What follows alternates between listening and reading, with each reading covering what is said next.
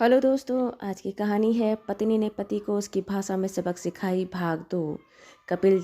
दोस्तों, अब हर सप्ताह सोमवार, बुधवार, शनिवार आपसे मिलेंगे एक नई कहानी के साथ सुबह 11:30 बजे। कपिल जी जैसे सुन ना पाए ना समझ पाए, दोहराते हुए बोले, कौन है यह? रवि अपनी नज़रें नीचे करते हुए कहा, यह मेरी पत्नी और आपकी बहू कल्पना है। अभी 15 दिन पहले ही मैंने शादी की है। कुछ ऐसा इमरजेंसी हुआ कि मुझे इससे अचानक से शादी करना पड़ा और मैं आपको कुछ बता भी नहीं पाया। कपिल जी बोले, ऐसी कौन सी मजबूरी और इमरजेंसी होता है कि एक बेटा अपने पिता को कुछ बोल भी नहीं पाता? ऐसी कौन सी मजबूरी था कि मैं तेरा पिता अपने बेटे की मजबूरी समझ नहीं पाता या एक इमरजेंसी को नहीं समझ पाता? रवि कुछ बोल नहीं पाया। लगभग 10 मिनट गुस्से से तमतमाए कपिल जी कुछ सोचते हुए एकदम से शांत हुए। बोले, खैर, जब तूने शादी कर ही लिया है तो अब तेरे से गिला सिफा क्या करना। बहू को बुला और बता कि मैं तेरा बाप हूँ। यह भी बोलने में तेरे को शर्म तो नहीं आएगी ना? रवि कुछ नहीं बोला। रवि ने अपनी पत्नी कल्पना को बुलाया और बोला कि यह मेरे पिता हैं और आज ही गांव से आए हैं। जैसे कल्पना सुनी, उसने कपिल जी के पैर छुए, नमस्ते की और बोली, पापा जी आप शादी में भी नहीं आए, क्यों? ऐसा क्या हो गया था? रवि तो बता रहे थे कि कुछ इमरजेंसी है, इसलिए पापा जी आ नहीं सकते, लेकिन आपने कहा है कि शादी कर लो, मैं कुछ दिन में खुद आकर आशीर्वाद दूंगा। कपिल जी थोड़ा गुस्से में मुंह चबाते हुए अपनी बेटी की तरफ देखते हुए बोले, कुछ नहीं बेटा, मैं ही रवि को बोला था शादी कर ले। मेरी तबीयत थोड़ी उस समय ज़्यादा ठीक नहीं थी, पैरों में बहुत ज़्यादा तकलीफ था। अब मैं इतनी दूर से आ नहीं सकता था। अपनी बेटी की शादी में मैं नाच नहीं पाऊँ तो क्या मज़ा। मैं अपने बेटे को कहा, मेरा आशीर्वाद सदा तेरे साथ है, तू शादी कर ले, इतनी अच्छी लड़की हाथ से जानी नहीं चाहिए। इसलिए मैंने बोला, बेटा फटाफट शादी कर ले, फिर कुछ और करना। और आज मैं तेरे से मिलने आ गया। कल्पना मुस्कुराई, बोली, ठीक है पिताजी, आप बैठिए, आप आए मुझे बहुत अच्छा लगा। मैं बहुत दिन से बोल ही रही थी कि अपने घर तो लेकर चलो, आपसे मिलवाओ तो सही, लेकिन यह टाल रहे थे। आपको यहाँ देखकर मुझे बहुत अच्छा लगा। अब आप हमारे साथ ही रहिएगा। और कहते हुए बोली कि मैं अभी आपके लिए आपके पसंद की खाना बनाती हूँ, बताइए आप क्या खाएंगे। कपिल जी कहे, बेटा कुछ नहीं, मुझे तो बस सादा दाल चावल ही बहुत अच्छा लगता है। कल्पना बोली, मैं आपके लिए दाल चावल बनवाती हूँ, और किचन की तरफ चली गई। इधर कपिल जी अपने बेटे से बोले, भले तुमने अपनी पसंद की शादी कर ली हो, मुझे अपनी शादी में भी नहीं बुलाया, लेकिन लड़की बहुत अच्छी है, मुझे पसंद है। चल भाई, अब तो बहू ने भी बोल दिया, अब तो मैं यहीं रहने वाला हूँ। मेरा परिवार है जो यहाँ। उनकी छाती फिर से 56 इंच की हो गई और वह फिर से पैर फैलाकर 56 इंच सीना चौड़ा कर मुच्छों पर ताव देकर बैठ गए। रवि फिर परेशान हो गया। परेशानी तो अभी भी वही की वही थी। उसके पिता वही धोती कुर्ता और ठेठ अंदाज के थे। देहाती इंसान थे। 4 लोगों के सामने अगर वह बोलेंगे कि मैं इसका बाप हूँ तो मेरी क्या इज्जत रह जाएगी? लोग क्या कहेंगे? उसने अपने पिता को बड़े ही सौम्य और बड़े दबे जबान से समझाते हुए मुद्रा में कहा, पापा आप यहाँ पर रह नहीं पाओगे। यह शहर है, यहाँ पर बहुत दिन भर आपाधापी है, भाग दौड़ है। मैं दिन भर ऑफिस चला जाऊँगा, बहू भी अभी 1-2 दिन रहेगी। दिन भर आप बहू से क्या बात करोगे? यहाँ पर कोई गांव का आदमी नहीं है, किसी से मिलना जुलना नहीं होगा। आप दिन भर घर में क्या करोगे? बोर हो जाओगे, इसलिए 2-3 दिन आप यहाँ रहो, लेकिन आप यहाँ पर ज़्यादा दिन रह नहीं सकते। आपका मन नहीं लगेगा तो आप कुछ दिन रहकर फिर वापस गांव चले जाइएगा, और फिर हमसे मिलने का मन करे, वहाँ मन न लगे तो फिर आ जाइएगा, फिर मिलजुल कर फिर वापस गांव चले जाइएगा। शायद मेरे हिसाब से यह अच्छा रहेगा। कपिल जी बोले, अरे मुझे किसी की ज़रूरत नहीं पड़ती, मुझे अकेले रहने की आदत है, तो मैं बोर नहीं होता। रही बात बहू की, तो मेरी बहू मुझे बहुत प्यारी लगी, थोड़ी बहुत उससे बात कर लूँगा, सुबह शाम तेरे से बात हो जाएगी। दिन भर अपना टीवी देखूंगा, काम करूंगा, योग करूंगा, घूमूंगा, बगीचों में थोड़ा काम लूंगा, फल सब्जियों की बुआई कर लूंगा। बहुत कुछ कहने के बाद भी जब रवि ने देखा कि कपिल जी सुनने को तैयार नहीं है, वह वापस घर जाने को तैयार नहीं है, उसी के पास रहना चाहते हैं, बेटा बहू का सुख लेना चाहते हैं, तो उसमें कुछ कहा नहीं। दोपहर को दोनों पति पत्नी कल्पना और रवि और कपिल जी तीनों खाना खाने बैठे। खाना खाकर जब उठे तो कल्पना वापस किचन की तरफ चली गई और कपिल जी और रवि दोनों हॉल की तरफ आए। रवि ने कपिल जी के सामने उनके लिए कुछ नए कपड़े रखे, जैसे पैंट शर्ट, घर में पहनने के लिए लोअर टी शर्ट जैसे कपड़े। अब बोला कि पापा यह कुछ कपड़े हैं, यहाँ पर रहेंगे तो आप तो यही कपड़े ना पहनोगे। कपिल जी बोले, यह कपड़ा मुझे पहनने की क्या ज़रूरत है? मुझे ये सब कपड़े अच्छे भी नहीं लगते। मुझे तो मेरी वही धोती कुर्ता ही अच्छा लगता है। मैं शुरू से वही कपड़े पहना हूँ और वही कपड़े पहनना चाहता हूँ। कहो तो हमारी देश की संस्कृति भी वही है। जब बार बार कहने के बाद भी रवि ने देखा कि कपिल जी उसकी बात नहीं सुन रहे हैं तो वह गुस्से भरे शब्दों में कपिल जी को कहा कि पापा, आप यहाँ पर रह रहे हो तो आपको यह कपड़े पहनने होंगे। 4 लोगों के सामने, मेरे ऊंचे समाज के सामने बड़े बड़े बिजनेसमैन, एडवोकेट जैसे बड़े बड़े लोग घर आते जाते हैं। अगर वह आपको ऐसे धोती कुर्ता में देखेंगे तो कैसा लगेगा? आपका ठीक है, आपका मन है, आपका जो भी कुछ है, लेकिन कभी सोचा है कि मेरे बारे में क्या लोग सोचेंगे? कम से कम मेरे लिए अपना पहनावा बदल लो। ठीक है, आपको ज़्यादा बोलना चालना उनसे है नहीं, आप क्या बोलोगे उनसे, लेकिन एक पहनावा ओढ़ना तो थोड़ा बदलना होगा ना। कपिल जी, जो अभी तक इतनी देर से नासमझ बने थे, अपने बेटे का समझाना बुझाना समझ नहीं पा रहे थे, वह अब अच्छी तरह से समझ पाए कि उसका बेटा इतनी देर से क्यों बोल रहा था कि उसके यहाँ मन नहीं लगेगा। आप गांव चले जाइए, आप यहाँ क्या करेंगे? यहाँ पर रहोगे तो ऐसे कपड़े पहनना चाहिए, यह कपड़े आरामदायक है। वह सारी बातों का मतलब समझ गए।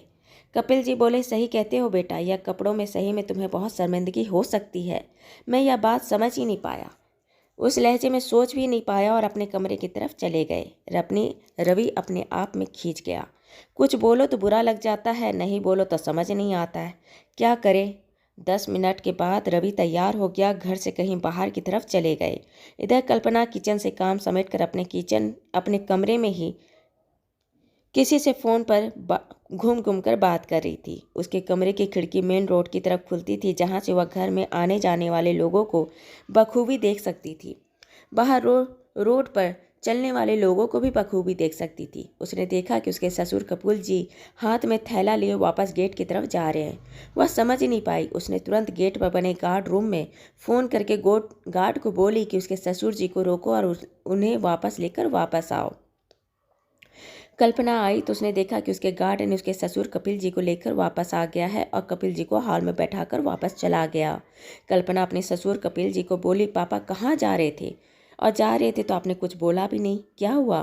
कपिल जी ने कहा कि बेटा गाँव जा रहा हूँ। कल्पना बोली, अभी तो आप सुबह बोल रहे थे कि आप हम लोगों के साथ रहना चाहते हो, फिर अचानक से गाँव क्यों जाना चाहते हैं? कपिल जी की आंखें भर गई। 2 घंटा पहले एक अनजान घर की लड़की जो अभी रिश्ते में उसकी बहू बनी थी, उनके सामने एक गठीला इतना मजबूत इंसान, जमीन से जुड़ा गांव का रहने वाला मन से बलवान इंसान अपने आंसू को रोक नहीं पाया और उसके एक आंसू लुढ़क गए। कल्पना समझ नहीं पाई कि क्या हो गया जो उसके ससुर जी की आंखें नम हो गई। कपिल जी से पूछने पर कपिल जी टाल मटोल करते रहे और वापस गांव की जाने की जिद पर अड़े रहे। हारकर कल्पना ने उनसे अपने रिश्ते, अपने बहू के होने के रिश्ते का हवाला देते हुए, अपने बेटे का रिश्ते का नाम देते हुए अपने ससुर कपूर जी को विवश की कि वह बताए कि बात क्या है। कपिल जी भर्राई आवाज़ में से और गीली आंखों से सारा कहानी सुना दिए। कल्पना का मन उखड़ गया। उसने कुछ सोची और घर के नौकर को बुलाकर अपने ससुर जी को उनके साथ वापस भेज दी। जब शाम को रवि घर आए तो अपने पिता के घर में नहीं देखे तो उन्होंने कल्पना से पूछा कि क्या हुआ, पापा कहाँ हैं? कल्पना बोली, मुझे क्या पता, अपने कमरे में होंगे। रवि अपने पिता को उनके कमरे में देखने गया तो कपिल जी वहाँ भी नहीं थे। उसने पीछा फिर अपने घर के बाहर गेट पर खड़े रहने वाले गार्ड से पूछा तो उसने बोला कि आपके पिता हाथ में थैला लेकर कहीं चले गए। आपके जाने के आधा घंटा बाद ही वह घर से चले गए। रवि ने पूछा, और वह खाली हाथ थे क्या, या उनके हाथ में कुछ था? गार्ड ने बताया कि वह जब सुबह आए थे तो उनके हाथ में जो थैला था वही थैला वह लेकर वापस निकले हैं। रवि समझ गए कि कपिल जी वापस गांव को चले गए। मन में थोड़ा सा दुख तो हुआ, लेकिन एक बात की उसे खुशी भी थी। चलो, जो भले ही उसके मन मुताबिक या उसके पिता अपने मन से ना सही लेकिन चले गए। और आज 4 महीने बाद रवि जी जब शाम को ऑफिस से घर आए तो उसने अपने घर के हॉल में अपने पिता कपिल जी को पैंट शर्ट स्वेटर में देखा। बिल्कुल एक अलग ही कुलीन अंदाज में बैठे देखा। इंग्लिश में ब्लैक कॉफ़ी विदाउट शुगर और बिल्कुल लहजे में बात करते देखा। उसका दिमाग ही घूम गया कि 4 महीना पहले मेरे पापा घर से निकले थे, लेकिन जब वह वापस आए तो देखो नए अंदाज में आए। इन 4 महीने में क्या हुआ नहीं हुआ जो मेरे पापा इतने बदल गए। शाम के समय जब रवि, कल्पना और कपिल जी सभी खाना खाने बैठे तब रवि ने बोला कि पापा, आप गांव तो गए थे, लेकिन जब आप आए हो तो आपका तो पूरा हुलिया ही बदला बदला है। आपको तो पूरा अंदाज ही बदल गया है। आपको तो कोई देखकर यह नहीं कह सकता कि आप शहर में कभी रहे ही नहीं। अब तो ऐसा लग रहा है जैसे आप यहीं पर पले बड़े हो, यहीं बड़े हुए हो और यहीं पूरी जिंदगी गुजारी हो। कपिल जी पहले मुस्कुराए और फिर जोर से हंसे और फिर बोले, बेटा, मैं तो सीधा साधा गांव का किसान था। जिंदगी भर मैंने मेहनत की है और इस मेहनत के पैसे से मैंने अपने बेटे को इतना बड़ा और इतना काबिल बनाया कि उसका ओहदा अपने बाप से भी बड़ा हो गया। जब उसके पास आया और उसने अपना ओहदा अपने बाप के ओहदे से भी बहुत बड़ा पाया और उसको अपने पिता को देखकर शर्म आई, तब मुझे लगा कि जब मैं किसान होकर खेतों में बुआई कर, खेतों में मजदूरी कर अपने बेटे को इतना काबिल बना सकता है, इतना बड़ा बना सकता है, तो क्या वह खुद को अपने बेटे की ज़िंदगी के हिसाब से ढाल नहीं सकता? वह क्या कहते हैं तुम्हारी भाषा में, अपडेट नहीं कर सकता? रवि कपिल जी के मुंह से नए नए इंग्लिश के शब्द सुनकर उसके नए नजरिए को देखकर बड़ा अचंभित था। कल्पना ने कहा कि रवि, आने वाले आपके भी 4-5 दिन में कोई ऐसा खास काम नहीं है। आपकी फैक्ट्री में भी बहुत ज़्यादा वर्कलोड नहीं है और शायद आप ज़्यादा बिजी भी नहीं हैं। 4 दिन के लिए आप समय निकाल सकते हैं ना? रवि ने कहा, हाँ हाँ बिल्कुल निकाल सकते हैं। कल्पना ने कहा, पक्का ना? रवि ने कहा, हाँ बिल्कुल। कल्पना कही कि जब आपके पिता एक किसान होकर आपके हिसाब से खुद को ढाल सकते हैं, आपके जैसा बन सकते हैं, आपकी दुनिया में रंग सकते हैं, तो मैं देखना चाहती हूँ कि एक पढ़ा लिखा आदमी एक किसान बन सकता है क्या? रवि बोला, तुम कहना क्या चाह रही हो? कल्पना बोले कि जब आपके पिता ज़्यादा पढ़े लिखे नहीं थे, उन्होंने पूरी ज़िंदगी किसानी की है, उस पैसों से आपको पढ़ाए लिखाए हैं। जिन्होंने शहरी जीवन नहीं देखा, उसकी बोलचाल नहीं देखा, भाषा नहीं बोली, वह अपने बेटे के लिए 4 महीने में खुद को अपने काबिल बनाकर आपके साथ रह सकते हैं, तो आप तो वहीं गाँव की ज़मीन में पैदा हुए हैं, आधी जिंदगी वहीं निकाली है, तो आप क्या किसानी नहीं कर सकते? मैं देखना चाहती हूँ कि किसानी करना आसान है या मुश्किल। रवि ने उसकी बात को तो काटा, लेकिन कल्पना के साथ साथ अब कपिल जी भी उसके साथ दे रहे थे और दोनों मिलकर अपने बेटे रवि को बातों ही बातों में घेर लिए। आने वाले 4 दिनों में रवि दिन भर घर के आगे पीछे की जमीन में खेत की गुड़ाई करना, फल सब्जी फूल के पौधे लगाना, खाद बनाना, मिट्टी तैयार करना, पौधों में पानी देना जैसे काम आपको करने होंगे। रवि ने बोला, ठीक है, मैं यह सब करने को तैयार भी हो जाऊं, लेकिन इतना पौधा इतना सब कहाँ से आएगा? रवि जी बोले कपिल जी बोले कि मैं हूं ना बेटा, मैं तुझे बताऊंगी ना कि किस किस समय पर पानी देना है, किस समय पर पानी नहीं देना है, कौन सा मौसम पौधों के लिए ठीक है और कौन से पौधे किस किस मौसम के लिए अनुकूल होते हैं, किस समय पर वह फल देता है, कि किस समय पर फूल देता है और किस समय पर इसकी बुआई की जाती है और उसकी छटाई की जाती है, कितना मौसम में आर्द्रता होना चाहिए जिसमें एक पौधा पनप सके और किस पौधे को कितनी नमी की ज़रूरत होती है, किस पौधों में रोज़ रोज़ पानी देना चाहिए और किस में नहीं देना चाहिए, किस पौधों में थोड़ा बालू की मात्रा ज़्यादा रखनी चाहिए और किस किस पौधों में कैसा खाद में क्या क्या अनुपात रखकर तैयार करना चाहिए। रवि बोला, आप इतने सारे मौसम के हिसाब से मुझे कैसे समझाएंगे? मुझे 4 दिन ही काम करना है ना? कपिल जी बोले कि तुम्हें 4 दिन ही काम करना है, लेकिन साथ में मैं तुमको बताता भी जाऊंगा कि सर्दी गर्मी और बारिश में पौधे अलग अलग कैसे होते हैं और उनकी बुआई कटाई छटाई रखाई कैसे किया जाता है। भले ही वह तुम्हें ज़रूरत पड़े ना पड़े, लेकिन मैं तुझे बताऊंगा और तुझे सुनना भी है, क्योंकि यह बात जब मैं तुमसे बाद में पूछूं तो तुम मुझे बताना। यह भी तुम नहीं कर सकते कि कान खोलकर सुन तो लिया था लेकिन मैंने ध्यान नहीं दिया। 4 दिन के बाद मुझे पूछने वाला कौन है? कल्पना बोली, हाँ हाँ पापा, हम भी देखेंगे कि रवि का दिमाग कितना तेज है और वह कितनी सारी बातें याद रखते हैं। उन्होंने पढ़ाई अपने दम पर पढ़ाई की है या अपने दम पर पढ़ के पास किया है या चीटिंग करके पास की है? कपिल जी और कल्पना हंसने लगे। रवि भी थोड़ा मुस्कुराया लेकिन खुद खींच गया। दूसरे दिन से रवि अपने घर के आगे पीछे की जमीन में फूलों की बुआई, सब्जियों की रुपाई जैसे काम करने लगा। खाद तैयार करना, मिट्टी कोड़ना, पानी डालना जैसे दिन भर वह काम करता।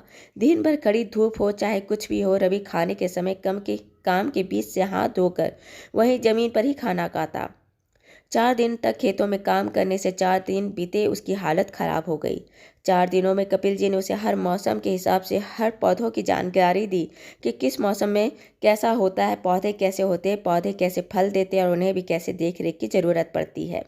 4 दिन जब खत्म हुए तो उसके 4 दिन बाद तक कपिल अपने बिस्तर से उठ नहीं पाया। वह इन 4 दिनों में इतनी बुरी तरह से थक चुका था कि दिमागी तौर से भी शारीरिक तौर से भी। 4 दिन थोड़े आराम करने के बाद फिर एक दिन कल्पना, रवि और कपिल जी तीनों साथ बैठे। कल्पना और कपिल जी ने बोला, रवि और बताओ, किसानी करना आसान है या नहीं? रवि ने कहा कि मेरे पिताजी जिंदगी भर किसानी किया, मैं वहाँ बड़ा हुआ, लेकिन मैं इस काम का मर्म को नहीं समझ पाया। मैं इस बात को नहीं समझ पाया कि किसान कितना मेहनत करता है। वह दिन भर कड़ी धूप में काम करता है, बारिश में काम करता है, और वही काम करते करते इस ज़मीन पर बैठकर सिर्फ हाथ धोकर वही खेत के कोने में बैठकर खाना खाता है। जितना वह काम करता है, जितना मेहनत करता है, उसके हिसाब से तो उसकी कमाई भी नहीं होती, और वह फिर भी ज़मीन से जुड़ा रहता है। सबका पेट भरने वाला किसान फिर भी सबसे झुक झुक कर ज़मीन से जुड़ा रहता है, जबकि हम सब कुछ पैसों के बल, दो चार इंग्लिश शब्द बोलने के बाद, कुछ पहनावा बदल लेने के बाद अपने आप को 30 मार खां समझने लगते हैं। रवि बोला, कल्पना, याद है कल जब एक बहुत अर्जेंट में एक फाइल आई थी और दिन को जब मैं खाना खाने जा रहा था, उससे पहले तुमने बोला कि अर्जेंट फाइल है, आप देख लीजिए। अब मुझे बहुत जोरों की भूख लगी थी। मैंने उस फाइल को खोलकर देखा तो मुझे कुछ समझ नहीं आया। भूख में इतना व्याकुल होने के कारण मेरा दिमाग काम नहीं किया। जब एक किसान के द्वारा उगाया गया अनाज में हमारा पेट भरने के बाद ही हम अपना दिमाग से कुछ काम करते हैं, और हम सोचते हैं कि हम कितना बड़ा काम किया, लेकिन बिना भरपेट अनाज खा क्या हम किसी काम के हैं? नहीं ना। पापा, मैं आपसे माफ़ी मांगता हूँ कि कुछ दिनों की ज़िंदगी में कुछ ज़्यादा पैसा कमाने के बाद, मेरी ज़िंदगी में कुछ बदलाव आने के बाद मैं अपना जड़ भूल गया। मैं भूल गया कि मेरे पिताजी जिस मेहनत से, जिस किसानी से वह मुझे इतना काबिल बनाए थे, उनका वही पहनावा, उनका वही चाल चलन से मुझे शर्म आने लगी। यह मेरी गलती है और इस बात को मुझे समझ आ गया है। कल्पना बोली कि हमारे घर में बहुत पैसा है। बचपन से हमारे घर में सब बहुत बिजी थे बिजनेस में, और मेरा ज़्यादातर बचपन नौकरों के ही हवाले बीता। नौकरों से ही मैंने खाना खाया, उनके साथ ही खेली। वही मुझे स्कूल ले गए, वही मुझे स्कूल से लेकर आए। इसलिए मैं जानती हूँ कि घर में परिवार के साथ होना और नहीं होने का मतलब क्या है। और जब मैं आपके पिता को घर से जाते देखी और उन्होंने जब मुझे सारी बात बताई, तो मैं आपका सबक सिखाने की बात सोची। कल्पना बोली, रवि, आप गलत नहीं हो, बस थोड़ा भटक गए थे, और अपने भटके हुए पति को सही रास्ते पर लाना पत्नी की जिम्मेदारी होती है ना।